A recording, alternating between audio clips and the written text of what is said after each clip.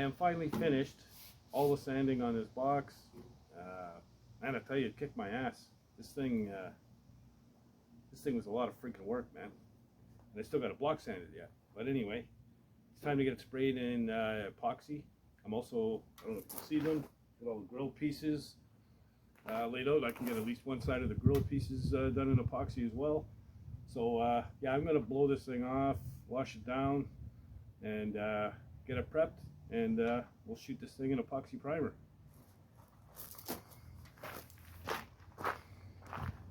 Okay, well, I was showing this before, but in case you haven't seen it, this is the epoxy, that's the primer right here, and this is the catalyst. Normally I get black, but I could not get black this time. I could only get gray, so got to use what I can get. The other stuff is back ordered. They're not getting it anytime soon, so anyway, this stuff is mixed 1-to-1, 1 part primer, 1 part catalyst. And I like to thin it out just a little bit with some reducer, just so it'll spray better. And for this stuff here, I always just use this old cheap throwaway gun. You know, this stuff here, after a while, it'll mess up a good gun pretty quick. I find the cheap guns even last longer, and you know, it's just epoxy primer, it's no big deal. So yeah, this is I think a Princess Auto special for like 24 bucks or something. So yeah, you know, when it goes for a crop, you don't mind. So I'm going to set up the camera. I'm going to show you shooting 1 coat. What the hell is going on? Anyway, freaking dogs. Yeah, I'm going to shoot 1 coat, and that's all I'll show. I mean, I'm good. 3 coats, they're all the same. So I'll set up the camera, and we'll go ahead and shoot that. Alright, so got my gun full.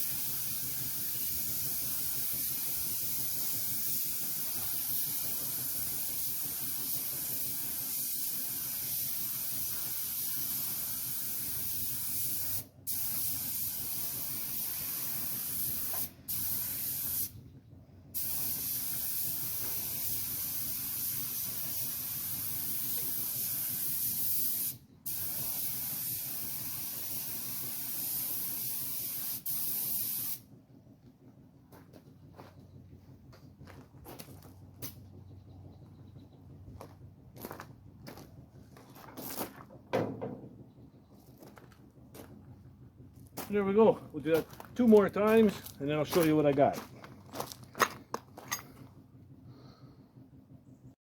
All right, so overall, not bad at all.